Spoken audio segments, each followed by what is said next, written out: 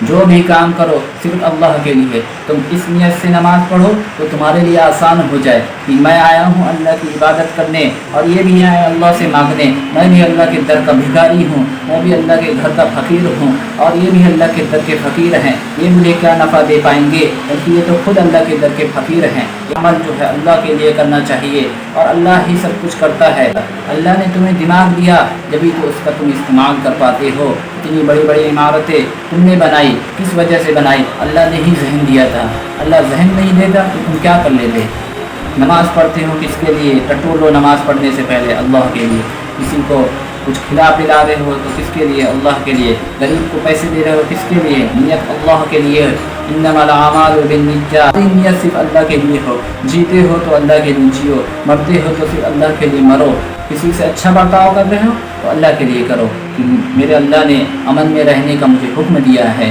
در کی کیفیت جو ہے وہ اس طرح ہونی چاہیے کہ آپ نماز پڑھو اپنے اللہ کے لیے، اپنے آپ کو ٹٹولو، لوگ بیٹھے ہیں ان کے لیے آپ یہی طے کر دو کہ یہ تو خود اللہ کے در کے منگتے ہیں، یہ تو خود اللہ کے در کے بھکاری ہیں، یہ مجھے کیا نفع دیں گے، یہ تو خود اللہ کے ادھر مانگنے آئے ہیں، اور میں بھی اللہ سے لب لگانے آیا ہوں، میں بھی اللہ سے مانگنے آیا ہوں۔ ایک واقعہ ہے اسی قسم کا، ایک غریب آدمی ایک جنگل سے گزرتا ہے، سامنے سے ایک لشکر گزرتی ہے، کہ اس میں ایک بادشاہ تھا، لشکر آگے سے گئی، پھر وہ آدمی کا دھیان نہیں پڑا تو پھر وہ گر گیا لشکر کو دیکھ کر۔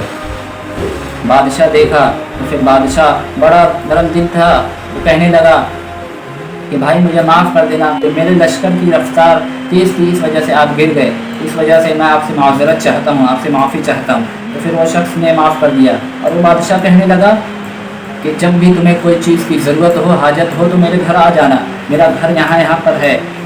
اس نے پتہ بتایا تو وہ آدمی نے پتہ لے لیا اور چلا گیا، بول کے گیا کہ مجھے کیا ضرورت پڑے گی۔ لیکن ایک دن وہ آدمی کو کچھ حاجت پیش آ گئی، وہ بادشاہ کے محل پہنچتا ہے، سپاہی لوگ روک لیتے ہیں، کہتے ہیں بھائی تم کون ہو؟ تو پھر وہ پورا واقعہ بتاتا ہے کہ بادشاہ جو ہے انہوں نے ایسا ایسا بولا تھا۔ پھر وہ سپاہی لوگ بولے کہ وہ بادشاہ ابھی تو محل میں نہیں ہے، وہاں پہ پاس کے گاؤں میں تھوڑا دور جا کر ایک مسجد ہے، وہ اکثر وہاں پہ جاتے رہتے ہیں، تو آپ وہاں جا کر دیکھ لیں۔ تو پھر وہ آدمی وہاں جاتا ہے، پھر جیسے بادشاہ ملے گا تو اپنی جو حاجت ہے اس کو بتاؤں گا۔ تو پھر وہ جاتا ہے اور دیکھتا ہے کہ جو بادشاہ ہے وہ خود نماز پڑھا، اور نماز پڑھنے کے بعد اللہ سے رو رو کر گڑ گڑا کر مانگنے لگا۔ تو پھر وہ غریب آدمی کے دل میں یہ خیال آیا کہ اتنا بڑا بادشاہ سارے دنیا والے کو پالتا ہے، یہ بادشاہ کو بھی پال رہا ہے، تو جب یہ بادشاہ خود اللہ کے سامنے جھک رہا ہے تو مجھے بھی چاہیے کہ میں بھی اسی کے سامنے جھکوں، جو یہ بادشاہ کے پاس دولت ہے جس نے دی ہے میں بھی اسی کے سامنے جھکوں۔